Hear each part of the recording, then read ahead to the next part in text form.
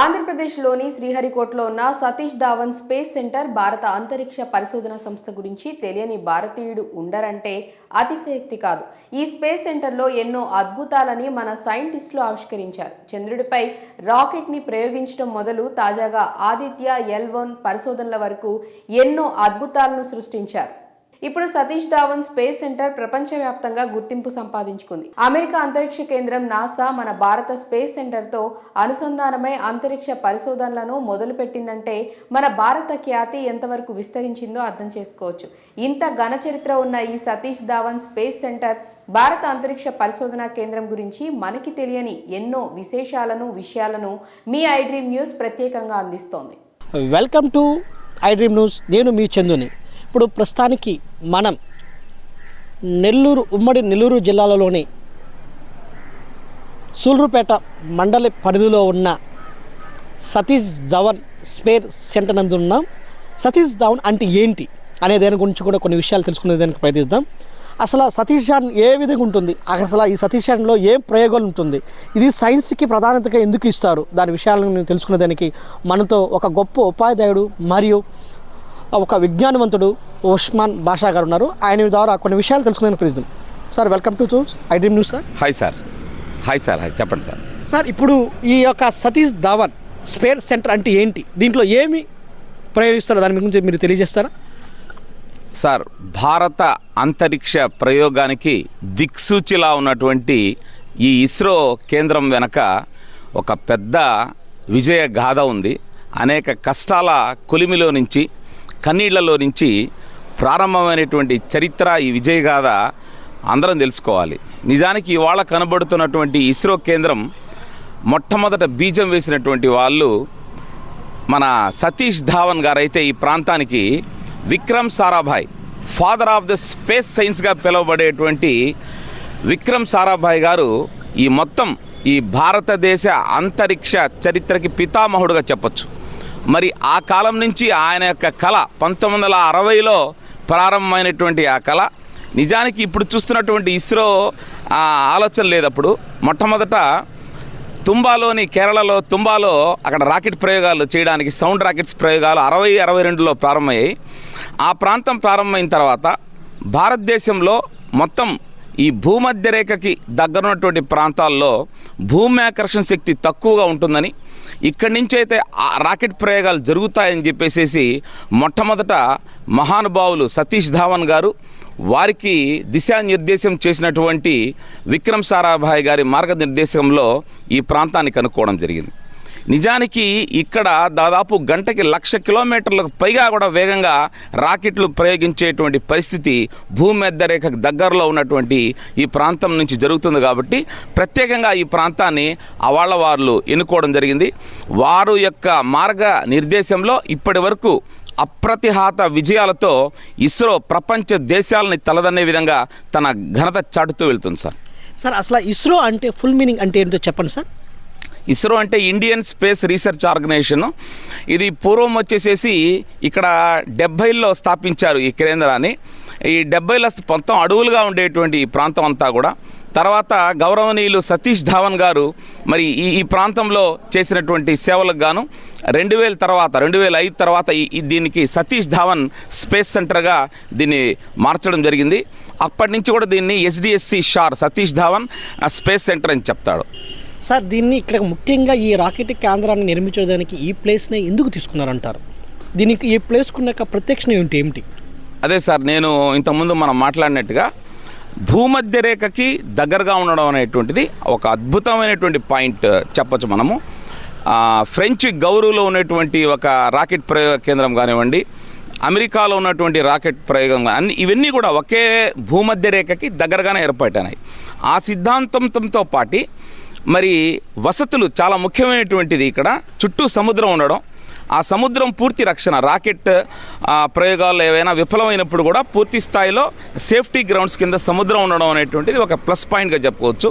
అదేవిధంగా రవాణా వ్యవస్థ, సూళ్ళూరుపేటకు అనుబంధంగా ఇక్కడ మనకు దగ్గరలో చెన్నై ఉండడం, ఎయిర్పోర్ట్లు అన్నీ ఉండడం కూడా అన్ని రకాలైనటువంటి వస్తువులతో పాటు సేఫ్టీకి సంబంధించినటువంటి వస్తువులు ఇవన్నీ ఉండడం అనేటువంటిది ప్రధానమైనటువంటి దానిగా తీసుకొని అడవిగా ఉన్నటువంటి ప్రాంతాన్ని దాదాపు ఒక 50,000 ఎకరాల పాటు ఇది ఉంది. పులికాట్ సరస్సులో అద్భుతమైనటువంటి ప్రాంతంగా దీన్ని గుర్తించే ప్రభుత్వం అవాళ జవహర్లాల్ నెహ్రూ గారి నాయకత్వంలో పూర్తి స్థాయిలో దీన్ని అభివృద్ధి చేసి ఇవాళ ప్రపంచ దేశాలకి ఒక మార్గదర్శనంగా ఇస్రో విరాజిల్లుతోంది సార్. సార్, ఈ యొక్క రాకెట్లని ఎంతో ఖర్చుతో కూడిపెట్టి ఈ రాకెట్ ప్రయోగాన్ని చేస్తున్నారు. ఈ రాకెట్ ప్రయోగాన్ని చేసేదానికి ఏ విధంగా లాంచ్ ప్యాడ్లు ఇక్కడ ఎన్ని ఉన్నాయి, ఏ విధంగా వాటి వల్ల ఉపయోగాలు ఏమిటో తెలియజేస్తారు సార్?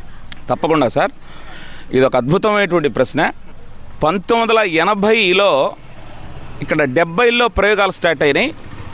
79-80 సంవత్సరం కీలకమైనటువంటి సంవత్సరంగా చెప్పొచ్చు. విదేశీయుల దేశాల యొక్క సహకారం లేనిదే మనం రాకెట్లు వేయలేని పరిస్థితి, ఎగరలేని పరిస్థితి. మరి 80లో గౌరవనీయులు భారతరత్న అబ్దుల్ కలాం గారి మార్గదర్శనంలో వారి మొదటి డైరెక్టర్గా ఇక్కడ 80లో ఫస్ట్ శాటిలైట్ మనము 79-80లో రావడం జరిగింది, రోహిణి శాటిలైట్.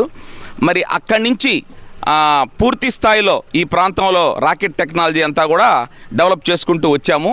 తర్వాత ఈ ప్రాంతం అంతా కూడా అక్కడి నుంచి పిఎస్ఎల్వి తోటి అనేకమైనటువంటి విజయాలతోటి మరి ఈ విజయ పరంపర కొనసాగింది సార్. సార్, ఇప్పుడు ఈ యొక్క లాంచ్ ప్యాడ్ని మనం నింగిలోకి పంపించడం జరుగుతుంది. ఈ నింగిలోకి పంపించడం వల్ల ఎట్లాంటి ఉపయోగాలు, సో ఈ లాంచ్ ప్యాడ్ యొక్క ఉపయోగాలు ఏంటి అసలు, ఈ రాకెట్ని ఏ విధంగా తయారు చేస్తారు, ఏ విధంగా తయారు చేసినప్పుడు నింగిలోకి ఎలా పంపిస్తారు, దీనివల్ల ప్రజలకి ఎట్లాంటి ఉపయోగాలు ఉంటాయంటారు? సార్, ఈ రాకెట్ ప్రయోగాలు అనేటువంటివి మానవాళికి, మానవ జీవితానికి, సామాజిక జీవితానికి పరస్పరమైనటువంటి అన్యోన్య సంబంధంగా ఇవాళ మారింది. గతంలో రాకెట్ ప్రయోగాలు జరుగుతుంటే కనుక మనం ఈ ప్రయోగాలు ఎందుకు చేస్తున్నారని సామాన్యుడు అర్థమయ్యేది కాదు. ఇన్ని వేల కోట్లు ప్రభుత్వం వేస్ట్ ఖర్చు పెడతా ఉంది రాకెట్ టెక్నాలజీ మీద అని. ఇవాళ ఒక కార్టోసాట్ అనేటువంటి ఒక ఉపగ్రహం గురించి చెప్తాను. గతంలో ప్రయోగించాము, అది 90స్లో. అది ఒక డేగ కన్నులాగా కాపాడుతూ ఉంది ఇమేజెస్ని పంపించడం నుంచి. అదొక్కటే కాదు, ఇన్సాట్ బి కానివ్వండి, ఇన్సాట్ రాకెట్లు కానివ్వండి, పిఎస్ఎల్విలో పంపించిన రాకెట్లు, నిజంగా పిఎస్ఎల్వి ద్వారా ప్రధానమైన రాకెట్లు 104 శాటిలైట్స్ని ఒకే రాకెట్తో పంపించాం. ఒక అద్భుతమైనటువంటి ప్రక్రియ. Mars mission, Mangalyaan MOM project 13-14లో దానివల్ల అద్భుతమైనటువంటి ఫలితాలు వచ్చాయి. దేశవ్యాప్తంగా నిఘా వ్యవస్థ ఈరోజు వర్షం ఎప్పుడు వస్తుందో కూడా మీకు మెసేజ్ వస్తుంది సార్. తుఫాన్ ఎప్పుడు వస్తుందో మనకు వారం ముందు చెప్తున్నాం. గతంలో తుఫాన్లు ఎప్పుడు వస్తాయో మనకు అక్కడ ఒకటి చెప్తే ఇక్కడ ఒకటి జరిగేది. ఇస్రో ఇచ్చినటువంటి నిబద్ధత పూరితమైనటువంటి పనితనం, క్రమశిక్షణ, నిపుణత, నైపుణ్యత, అంకిత భావానికి నిదర్శనంగా ఈరోజు రాబోయేటువంటి ముప్పుని ప్రజల ముందు వారం ముందు 10 రోజుల ముందు తెలియజేస్తూ ఎక్కడికక్కడ ప్రాణ నష్టాన్ని, ఆస్తి నష్టాన్ని, అదేవిధంగా భూ వనరుల వినియోగంలో కానీ ఇవాళ మనం వాడుతున్న ఫోన్లు, గతంలో నిమిషానికి 14 రూపాయలు చెల్లించిన ఫోన్లు వాడిన రోజులు ఉన్నాయి 80లో 90లో. ఇవాళ జస్ట్ ఒక పైసా ఖర్చుతో మనం ఫోన్లు మాట్లాడుతూ ప్రపంచ దేశాలని ఒక గ్లోబల్ విలేజ్గా మార్చినటువంటి ఘనత ఇస్రో శాస్త్రవేత్తలదని గర్వంగా చెప్పచ్చు సార్. సార్, ఇక్కడ ప్రధానంగా ఇంకోటి ఏంటంటే ఈ స్థానిక సంబంధించిన, ఈ సూళ్ళూరుపేటకి సంబంధించిన ఒక గొప్ప షార్కి సంబంధించిన ఒక ఎంప్లాయీ డైరెక్టర్గా ఎదగడం జరిగిందంట. ఆయన ఏ విధంగా సేవలు అందించారు, ఆయన పేరేమిటో మీ యొక్క వాయిస్ ద్వారా వినాలని మేము అనుకుంటున్నాం. చాలా సంతోషం అండి.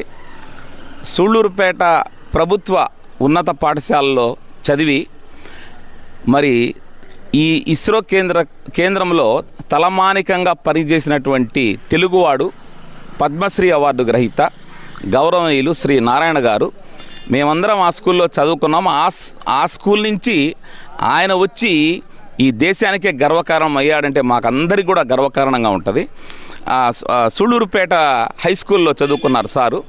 ఈ షార్ కేంద్రంకి వచ్చాక మన తెలుగు వాళ్ళందరూ కూడా గర్వించినటువంటి రోజులు, క్షణాలనవి. ఆయన మార్గదర్శనంలో అనేకమైనటువంటి విజయాలు సాధించడం జరిగింది. దాంతోపాటు ఆయన సూళ్ళూరు ప్రాంతం గురించి ప్రత్యేకంగా ఒక నోట్ ఫైల్ తయారు చేసి ఈ ప్రాంతంలో ఉన్నటువంటి, ఇక్కడ ఉన్నటువంటి ఆదివాసీలకు కానివ్వండి, ఈ ప్రాంతంలో అభివృద్ధికి కానివ్వండి ఆయన ఎంతో కృషి చేశారు. వారి పీరియడ్లో జరిగినటువంటి రాకెట్ లాంచింగ్ సక్సెస్ రేట్ కూడా అత్యధికంగా ఉంటూ మరి ప్రభుత్వానికి కూడా ఒక గొప్ప పేరు తీసుకొచ్చారు. ఇప్పటికి కూడా వారు ఒక అడ్వైజర్గా ఉంటూ ఈ యొక్క రాకెట్ కేంద్రంలో వారి యొక్క సలహా సూచనలు ఇస్తూ ఉంటారు సార్. సార్ ఇక్కడ గొప్ప వ్యక్తి, జ్ఞానవంతులు, పిల్లలకి చాలా ప్రోత్సహించే ఒక శాస్త్రవేత్తని కూడా తయారయ్యారు అబ్దుల్ కలాం గారు. ఆయన ఇక్కడ పనిచేసిన వేళలో ఇక్కడ కొన్ని ఏర్పాటు చేశారు. ఆయన విగ్రహాన్ని కూడా ఇక్కడ నిర్వహించడం జరిగింది.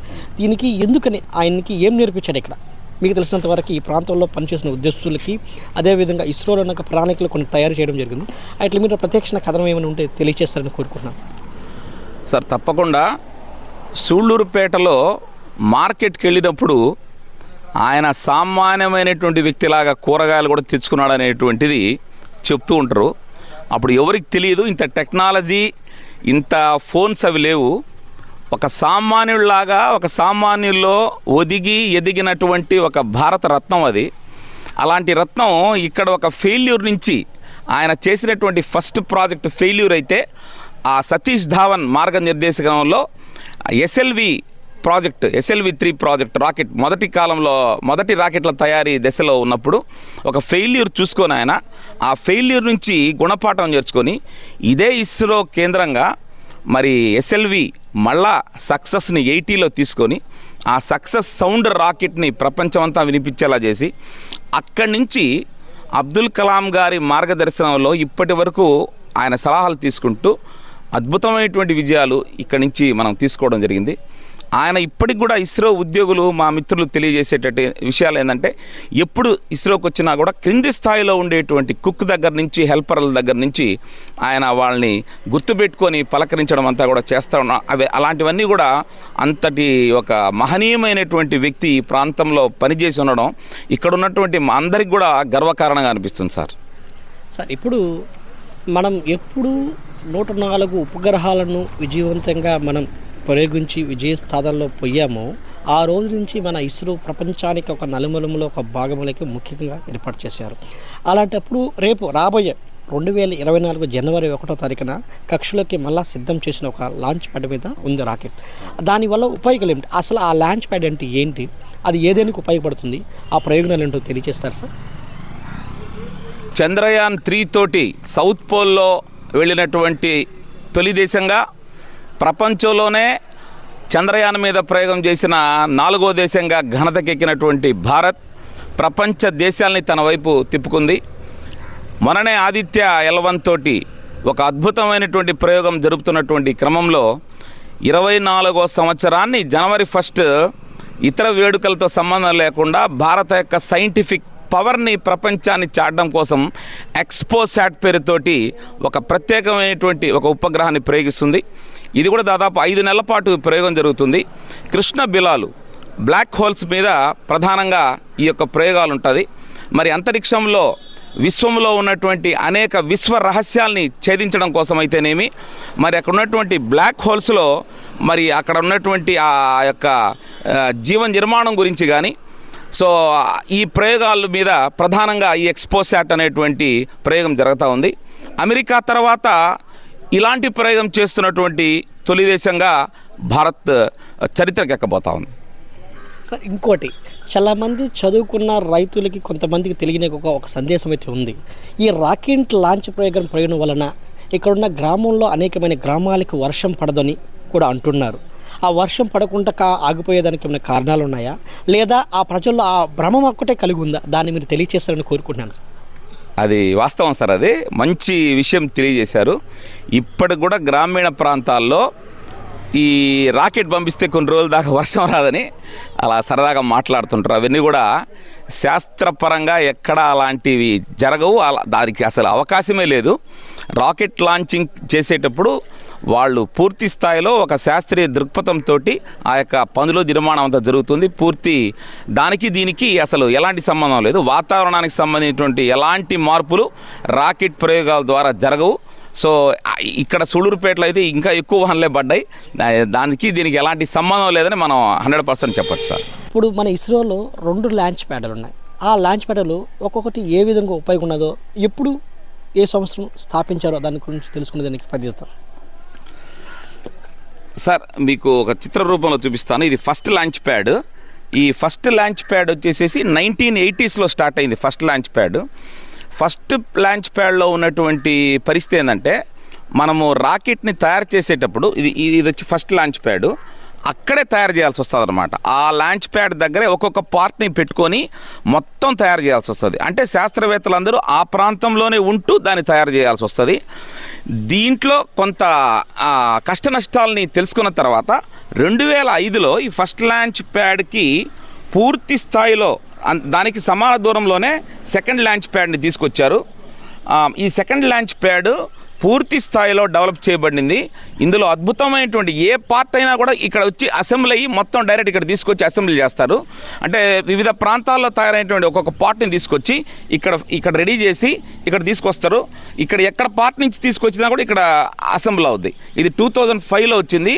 పూర్తి స్థాయిలో అధునాతకమైనటువంటి టెక్నాలజీ, అధునాతకమైనటువంటి మిషనరీ దీంట్లో వాడడం జరిగింది.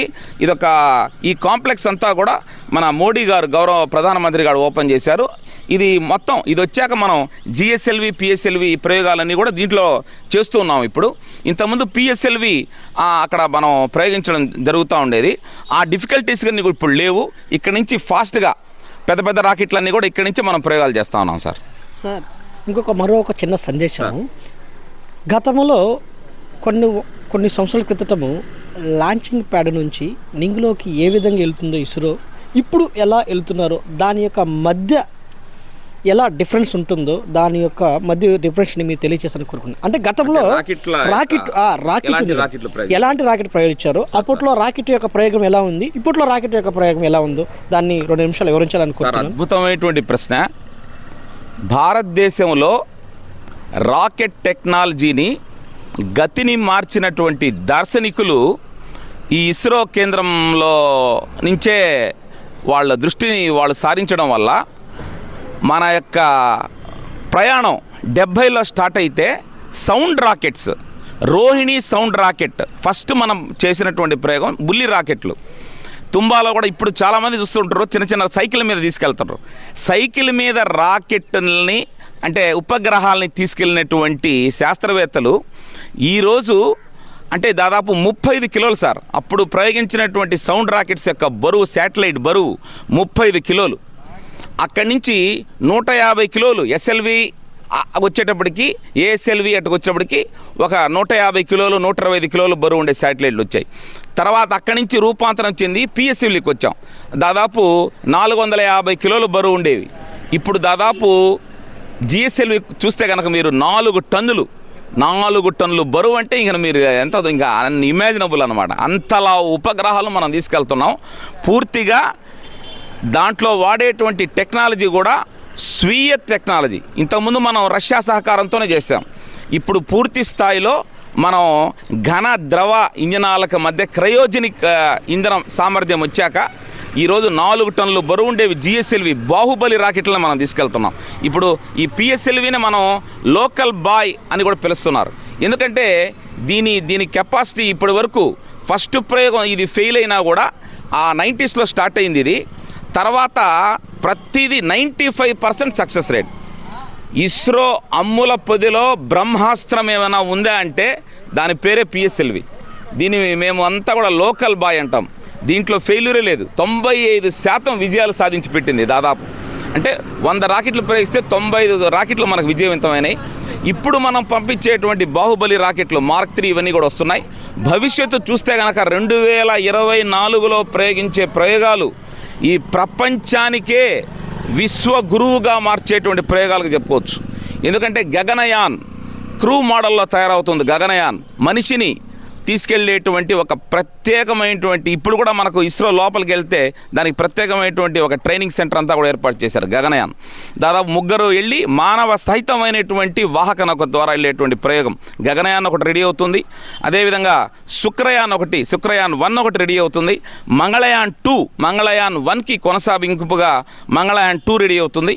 ఇలా ఒక ఎడతెరిపి లేనటువంటి హుషారుతోటి షారు వినూత్నమైనటువంటి ప్రయోగాలు నిబద్ధతతో చేస్తూ మరి అద్భుతమైనటువంటి విజయాలతో దూసుకుపోతా ఉంది సార్. ఇప్పుడు మనం అలానే మన ఉస్మాన్ బాషా గారి సార్ దగ్గర కొన్ని విశేషాలను తెలుసుకునేందుకు ప్రయత్నించాం. ఆయన క్లుప్తంగా వివరించారు. మరొక విషయంలో మనం కొత్త విషయం తీసుకుంటాం. అలానే నెల్లూరు రిపోర్టర్ చందు, కెమెరామెన్ మురళితో.